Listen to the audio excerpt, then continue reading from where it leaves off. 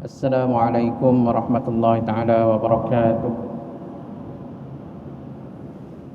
Sama-sama kita meneliti firman Allah Subhanahu wa taala pada malam ini, surah An-Nahl ayat 112 hingga ayat 113, menerusi tafsir Asy-Syaikh Mutawalli Sya'rawi rahimahullahu taala alaih. Ba'da a'udzu billahi minasyaitonir rajim. Bismillahirrahmanirrahim.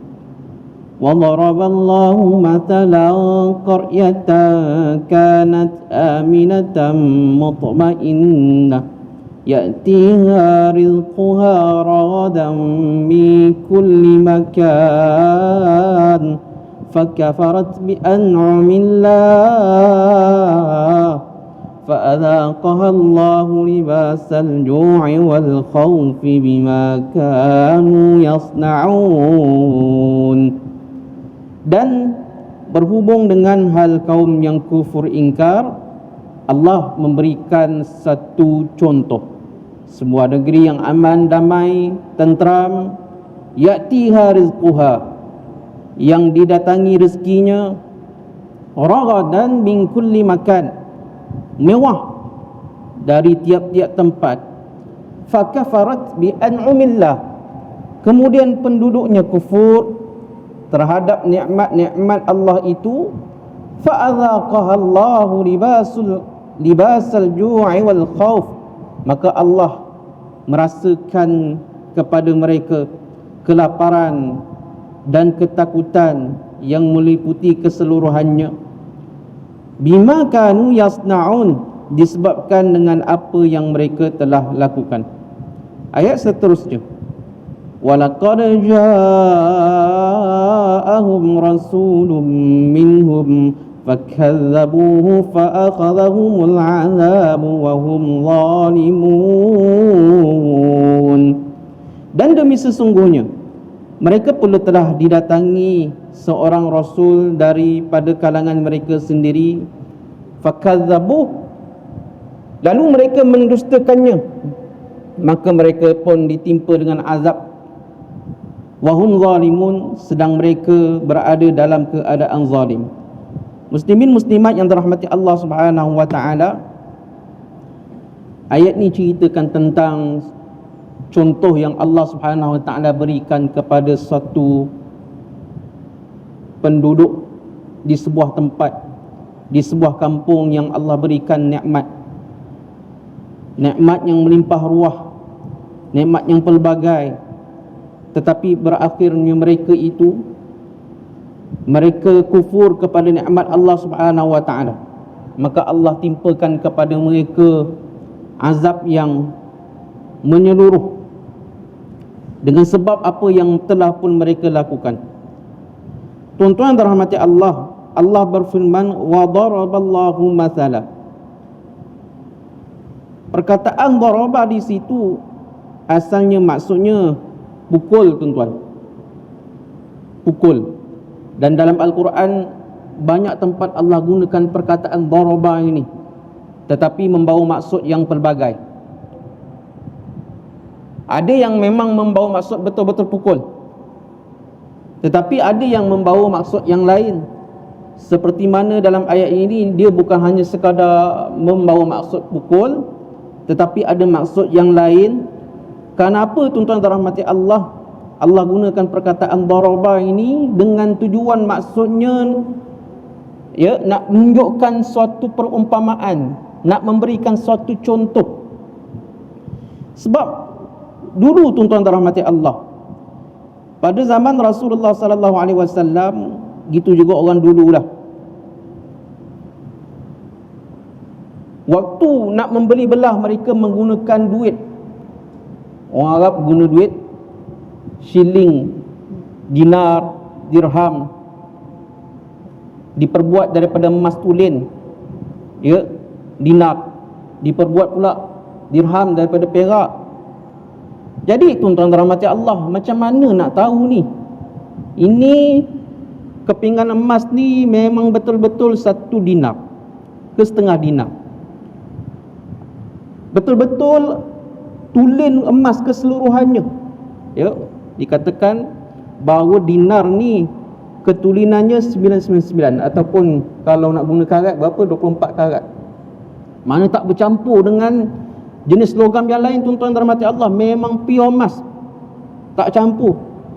Jadi macam mana pengguna, orang biasa ni nak tahu ni?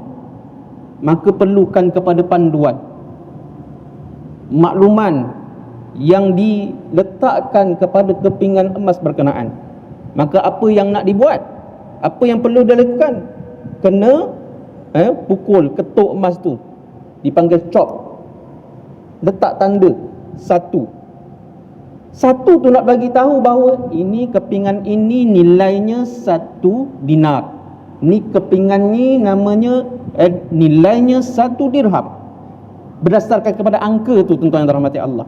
Berdasarkan kepada tulisan chop yang ditandakan kepada logam berkenaan, orang tahu ni betul-betul emas, ni betul-betul perak. Telah pun dipastikan oleh orang yang pakar, yang buat tu betul-betul. Maka perkara yang sama juga Allah Subhanahu Wa Ta'ala gunakan dalam Al-Quranul Karim. Gunakan perkataan daraba ini nak membawa erti misalan, nak memberitahu kepada kita suatu perkara yang kita tak maklum, suatu perkara yang kita tak nampak. Maka Allah cari suatu perkara lain yang kita maklum, yang kita faham, yang boleh kita lihat, kita dengar, kita sentuh, yang boleh kita gunakan panca indera kita ni. Allah gunakan perkara berkenaan untuk kita faham satu perkara lain yang asalnya kita tak faham. Tuan-tuan yang dirahmati Allah Subhanahu Wa Ta'ala, ya, dalam tafsir ni memberikan satu contoh. Kalau kita nak cerita pasal orang, kita nak cerita pasal orang, kau kenal tak orang tu, dia tu bagus, kita cakap dengan kawan kita, oh yang mana satu alah yang duduk kat situ yang mana satu. Kita nak gambarkan macam mana, tuan-tuan dan rahmati Allah, kita kena cari seseorang yang rupanya sama lebih kurang macam orang yang kita nak cerita, dan orang yang kita nak buat jadikan contoh tu mesti dikenali oleh kawan kita tu, baru boleh digambarkan siapa orang yang kita nak ceritakan tu. Dan misalan darab ataupun al-masal ini dalam Al-Quran, Allah Subhanahu Wa Ta'ala gunakan dalam banyak tempat. Sebab Allah nak gambarkan kepada kita tentang sesuatu yang kita tak maklum, kita tak faham. Sebagai contoh, nak ceritakan tentang pahala, ceritakan tentang neraka, ceritakan tentang dosa, ceritakan tentang syurga. Itu semua perkara yang kita tak boleh nak gambarkan dengan mata kepala akal kita, tuan-tuan. Maka Allah Subhanahu Wa Ta'ala letakkan satu perumpamaan. Sebagai contoh, dalam Al-Quran Allah nak ceritakan tentang pahala. Cerita betapa hebatnya orang apabila mereka infakkan sebahagian daripada harta mereka. Pahalanya macam mana? Allah gambarkan, Allah letakkan satu perumpamaan. Allah umpamakan dengan apa tu? Dengan biji benih. Biji benih tumbuh-tumbuhan. Kecil je biji benih tu, tuan-tuannya.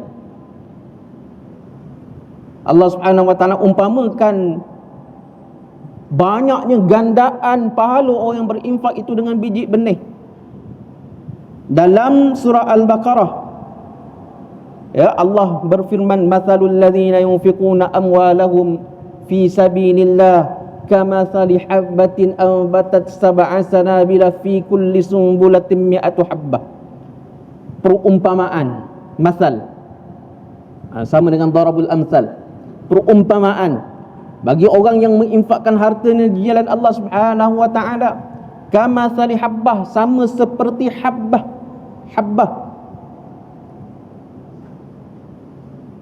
Sebiji benih. Kita popular juga produk-produk habbatus sauda. As-sauda tu hitam, tuan-tuan. Sifat kepada habbah. Tapi orang Melayu kita oleh kerana ejaan ruminya macam mana dia je, sauda tu, S-A W atau U D A. Dia pun bacalah sauda. Batu sauda. Ingat apa? Soda ke apa? Sauda. Hitam. Tuan-tuan, Allah umpamakan pahala itu yang diinfakkan tu seperti sebiji benih. Kemudian bila ditanam, tumbuh 7 dahan. Di setiap dahan pula ada 100 biji benih. Ya, dahan pertama 100 biji benih, dahan kedua 100 biji benih, dan ketiga, keempat sampai ke-7. Setiap dahan ada 100 biji benih. Bermaksud ada 700 biji benih yang baru tumbuh. Hanya datang daripada sebiji benih yang telah pun kita infakkan sebahagian daripada harta kita. Banyaknya percambahan pahala yang dimiliki oleh orang yang infakkan harta kita. Ini gambaran, tuan-tuan. Ya, Allah nak gambarkan dengan sesuatu yang boleh kita faham menggunakan akal kita. Sebab kalau Allah nak umpamakan dengan sesuatu yang lain yang juga kita tak faham, tak pernah jumpa, tak datang matlamat perumpamaan itu. Mesti Allah letak suatu perkara yang nak dijadikan contoh itu sesuatu yang boleh kita fahami. Tuan-tuan yang dirahmati Allah Subhanahu wa taala. Ya, cerita perumpamaan biji benih ni. Ni Allah umpamakan dengan biji benih. Ya, adakah ianya menggambarkan sebetul-betul situasi sebenar gandaan pahala yang Allah nak berikan? Sudah pasti tidak, tuan-tuan dirahmati Allah. Pahala yang sebenar sudah pasti lebih hebat daripada itu. Seperti mana Allah Subhanahu wa taala nak gambarkan tentang keadaan syurga. Adakah boleh akal kita ni bila baca gambaran Allah, apa yang Allah cerita tentang syurga, di dalamnya apa? Ada sungai yang mengalir. Boleh kita gambarkan sungainya macam mana? Macam sungai Segamat ke? Tak boleh, tuan-tuan yang dirahmati Allah. Sekadar kita faham macam tu sajalah. Tetapi hakikat realiti sebenarnya jauh lebih hebat. Jadi seperti biji benih ni, sekadar satu gambaran simple ini pun lebih hebat, apatah lagi realiti sebenar yang diberikan oleh Allah Subhanahu wa taala kepada orang yang menginfakkan hartanya di jalan Allah Subhanahu wa taala. Tuan-tuan yang dirahmati Allah, ini maksudnya darab. Dan dalam ayat ini Allah Subhanahu wa taala berikan contoh kepada apa? Satu kampung. Dalam bahasa Arab, kampung qaryah. Yang mana kampung itu Allah Subhanahu wa taala berikan rezeki yang melimpah ruah. Ya'tiha rizquha raghada. Allah sebut di sini 3 sifat yang ada pada kampung berkenaan. Pertama apa dia? Kanat aminatan. Kampung tu situasinya aman damai, mutmainnah, tenang, tenteram. Ini sifat yang kedua. Sifat yang ketiga, ya'tiha rizquha raghadan min kulli makan. Kampung itu didatangi rezekinya mewah daripada pelbagai tempat.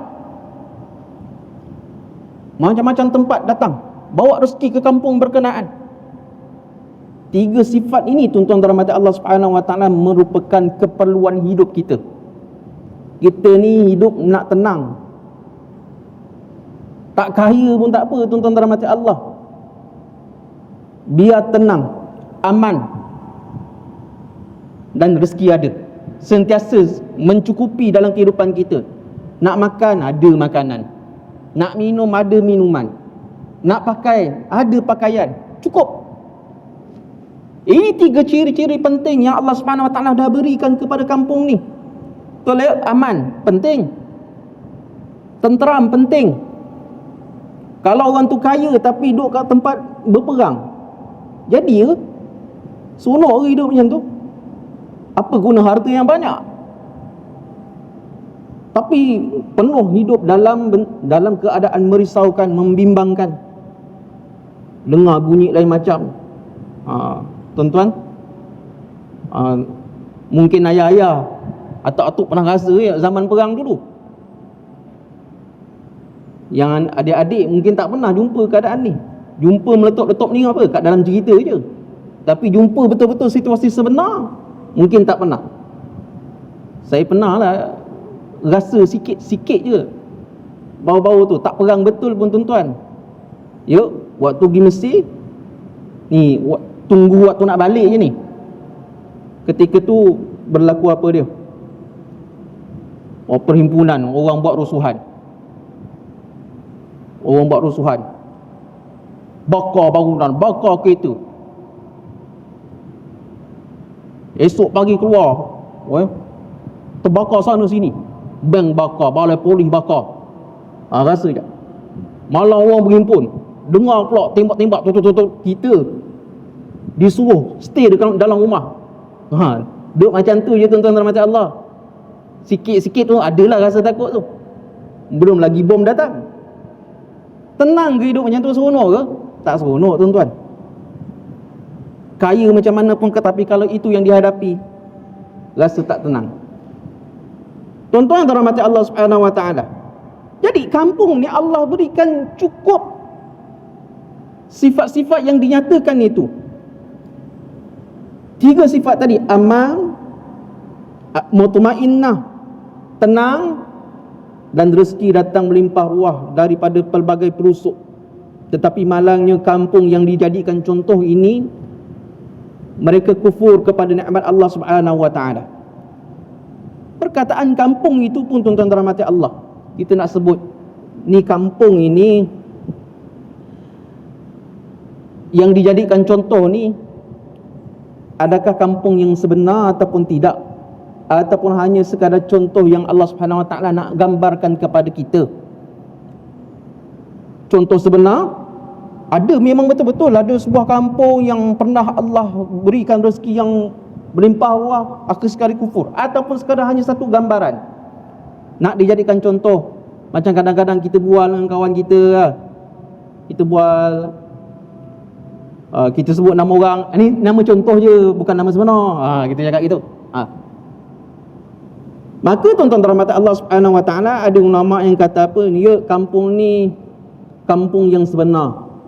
Mana apa, dulu ada satu kampung yang memang Allah berikan rezeki, akhir sekali mereka diazab oleh Allah Subhanahu wa taala kerana apa? Mereka kufur kepada Allah.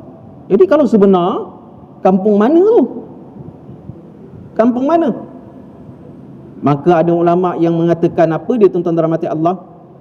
Kampung yang dimaksudkan tu adalah Makkatul Mukarramah.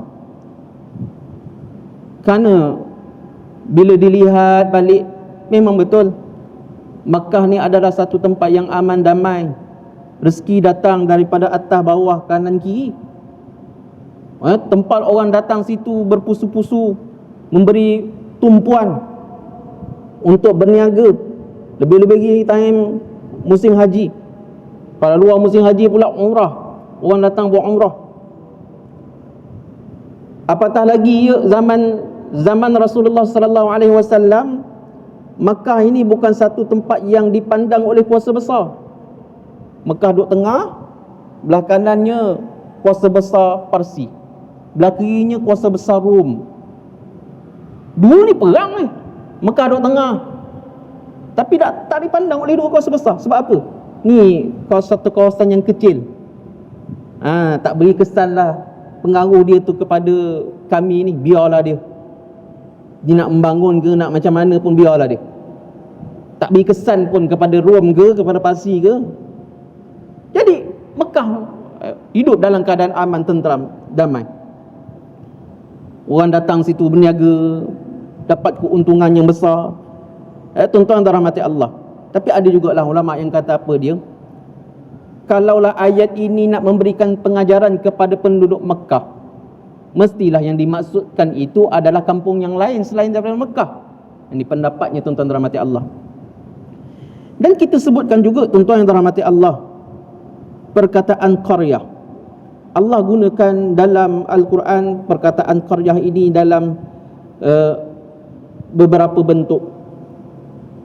Sebagai contoh, dalam surah Yusuf Allah Subhanahu wa taala berfirman, was'alil qaryata allati kunna fiha wal 'ira allati aqbalna fiha was'al, dan tanyalah al-qaryah, kampung, tanyalah kampung yang kami tinggal di dalamnya serta kafilah-kafilah yang datang bersama dengannya.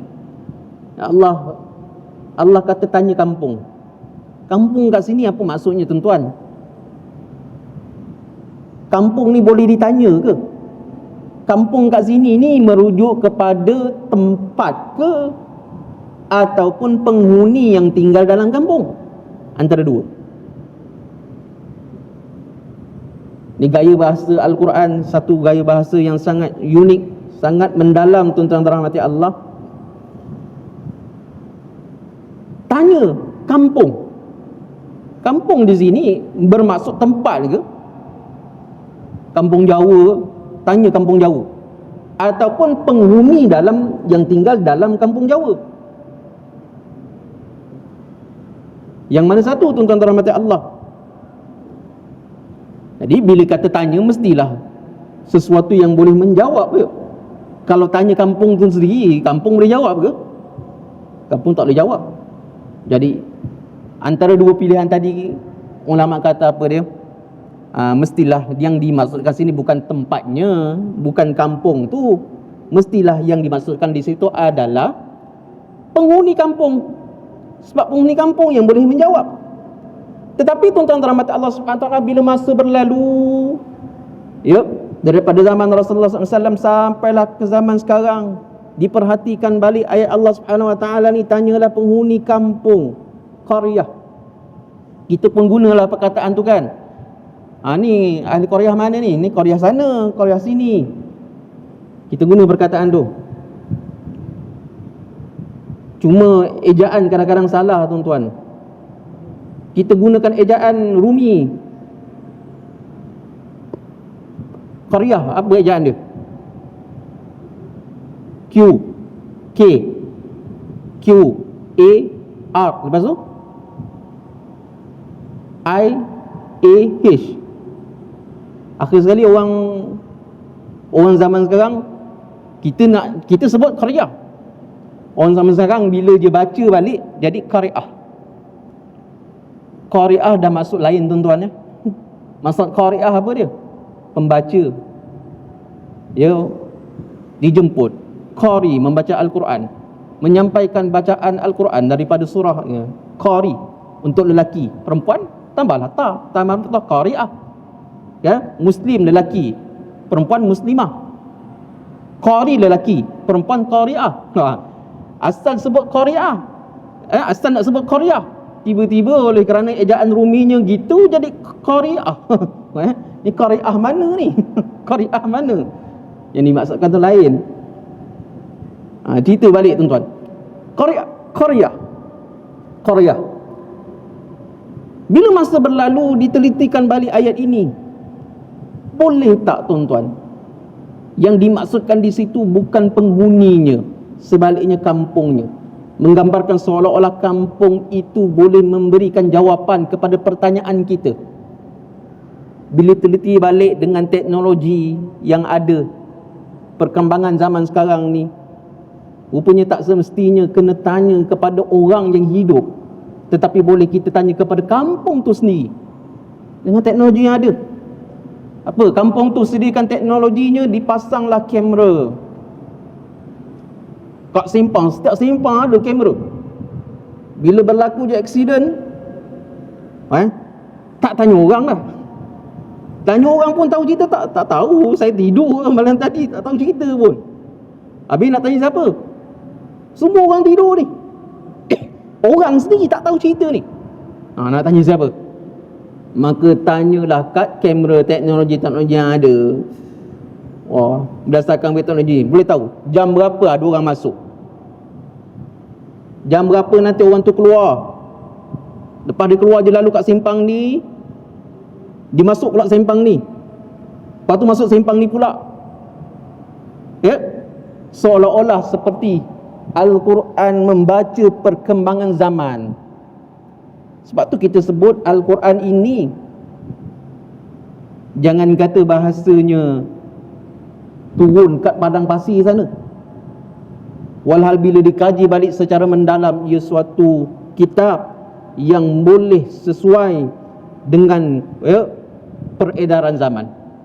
Daripada dulu sampai sekarang, isi kandungan Al-Quran tetap segar, boleh dilaksanakan, boleh diguna pakai dalam kehidupan kita. Tetapi orang yang menghina Al-Quran kata ini agama padang pasir lah, tak sesuai untuk zaman moden, dah ketinggalan dah Islam ni.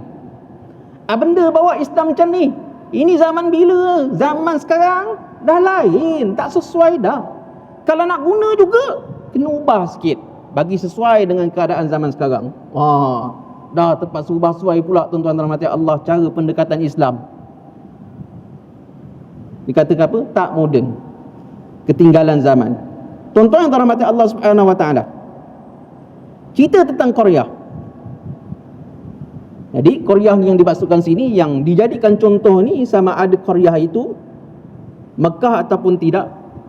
Ada yang kata Mekah, sebab ciri-ciri dia pun ada banyak bersamaan dengan apa yang Allah Subhanahu wa taala telah pun berikan kepada penghuni Mekah.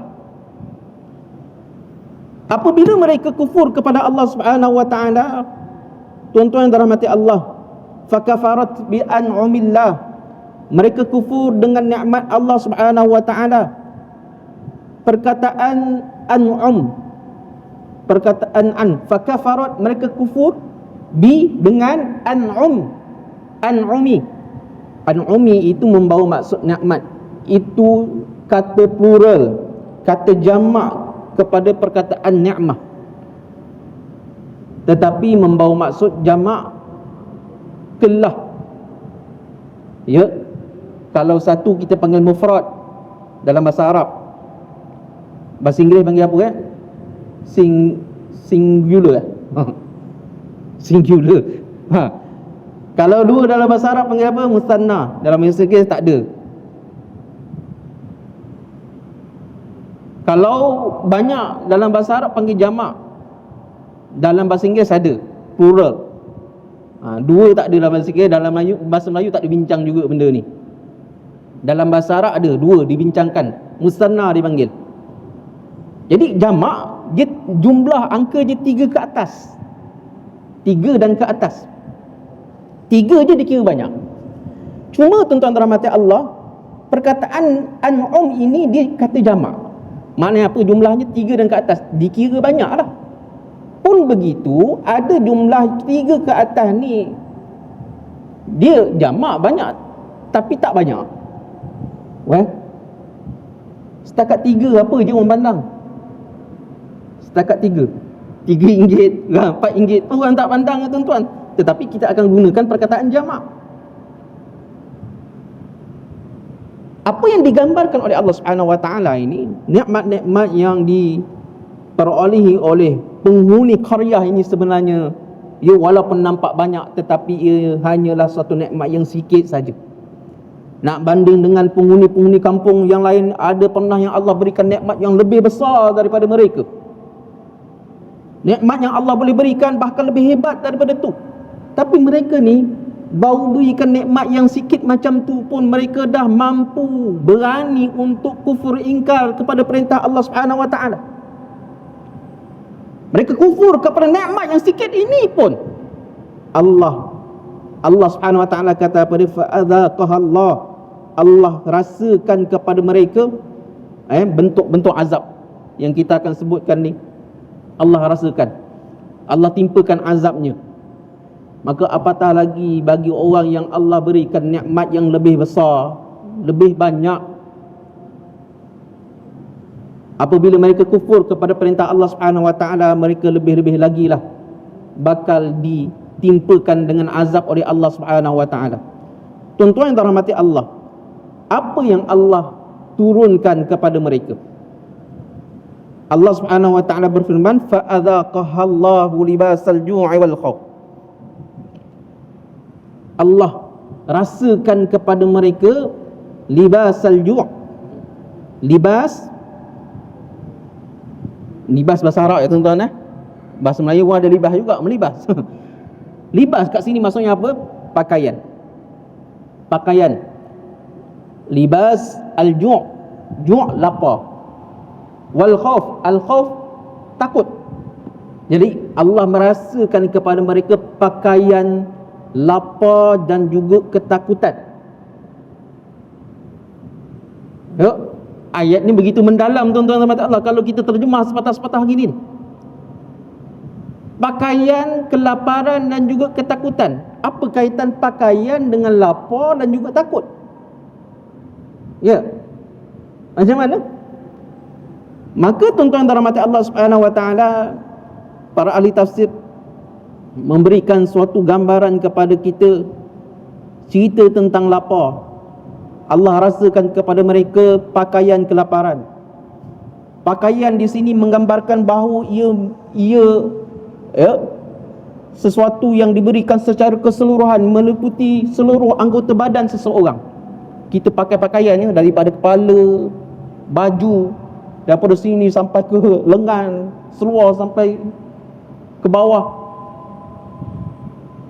Dan ia meliputi keseluruhan. Apa yang meliputi keseluruhan? Al-ju'. Sedangkan ju' ni, lapar ni, kat mana? Kat mana? Perut. Asalnya perut. Tak makan hari ni, lapar lah. Dari pagi tak makan, lapar dah ni. Malam tak makan lagi, lapar tapi nak makan tak ada benda. Tunggu esok pun tak ada benda lagi, lapar. Lapar ni kita kehilangan tenaga, tuan-tuan dan rahmati Allah. Bila kita tak makan, mana kita nak dapat tenaga? Badan kita ni dah kehilangan tenaga ni, mana nak dapat? Maka dia akan tukarlah lemak-lemak yang ada di badan kita ni menjadi tenaga untuk badan kita gunakan. Lemak mana? Lengan, perut, tangan, kaki habis guna. Nipis-nipis habis lemak tu. Lemak dah tak ada, masih lagi nakkan tenaga. Makanan tak ada, maka dia ambillah tenaga-tenaga daripada otot, daripada daging. Asal daging banyak makin lama makin ngecut. Cuba tengok orang yang tak makan berapa lama, seharinya diberi makan sikit je.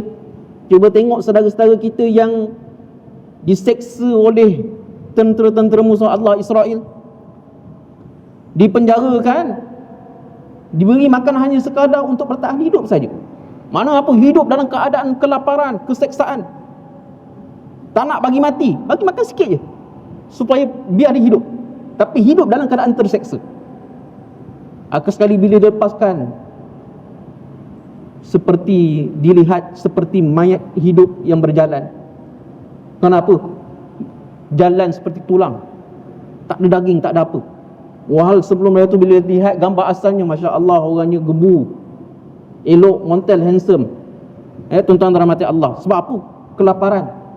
Mana apa tuan-tuan? Lapar ni, dia bukan setakat daripada perut, tetapi dia boleh merebak ke seluruh anggota badan kita.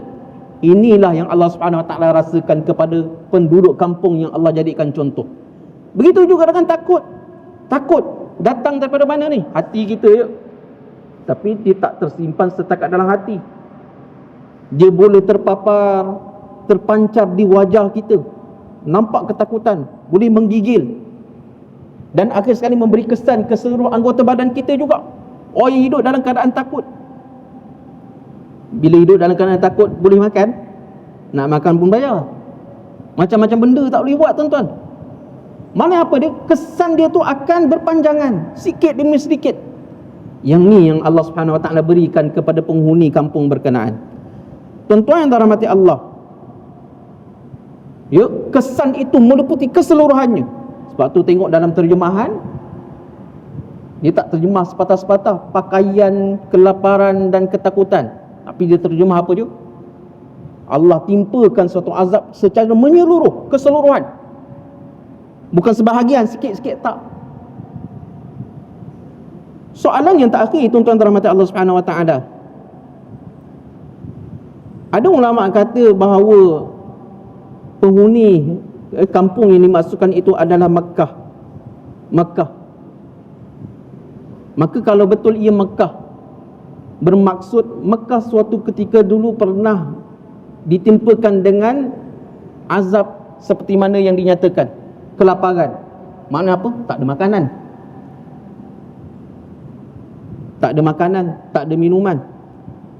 Jadi kalaulah Mekah pernah berlaku sedemikian, bilakah waktu itu? Tuan-tuan yang dirahmati Allah, ada ulama yang mengatakan latar masanya ia berlaku sekitar setelah Amul Huzni, tahun kesedihan. Tahun kesedihan ni bila, tuan-tuan dirahmati Allah? Sekitar tahun 50 kenabian. Setelah orang Islam berhadapan dengan tempoh boikot selama 3 tahun daripada pembesar-pembesar Quraisy.